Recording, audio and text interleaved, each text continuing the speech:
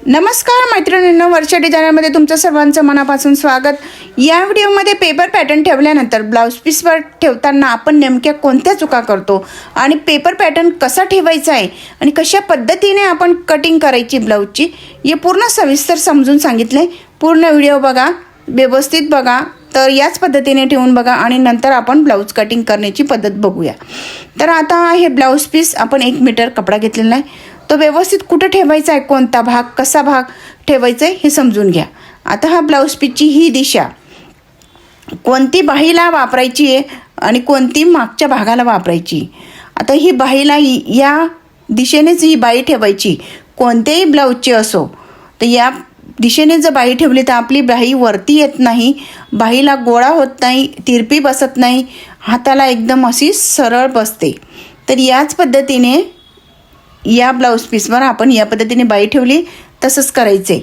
त्यानंतर मागचा भाग कुठे ठेवायचा आहे समजून घ्या। आता मी इथं ब्लाउज पीस सरकवलं आहे, व्हिडिओमध्ये पूर्ण ब्लाउज पीस येत नाही, त्यासाठी मी व्यवस्थित तुम्हाला ही बंद बाजू घ्यायची, मागच्या भागाला बंद बाजू घ्यायची आहे आणि इकडच्या टोकाला आपण मागचा भाग काढणार आहे आणि एका टोकाला बाही काढलेली। तर आता जो पेपर पॅटर्न आहे तो व्यवस्थित ठेवून घ्यायचा आहे।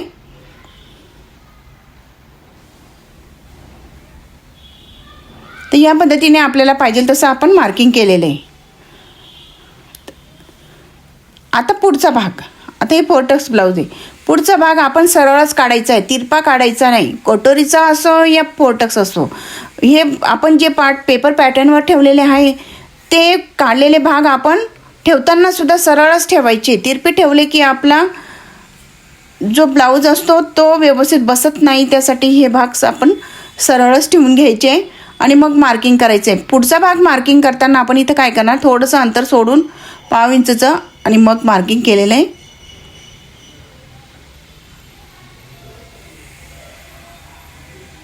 आता या पद्धतीने पूर्ण मार्किंग तयार झालेली आहे आणि आहे तसं कटिंग करायचं। आता योगपट्टीचं बघू। योगपट्टी ठेवताना आपण नेमकी कोणती चूक करतो, योगपट्टीसुद्धा क्रॉसमध्ये ठेवायची नाही, सरळच ठेवायची। आता जिथं आपण मोठा भाग आपल्याला ब्लाऊज पीसचा दिसतोय त्याच भागावर आपण योगपट्टी ठेवणार आहे। आता इथं मोठा भाग दिसतोय तिथं आपण ठेवणार आहे।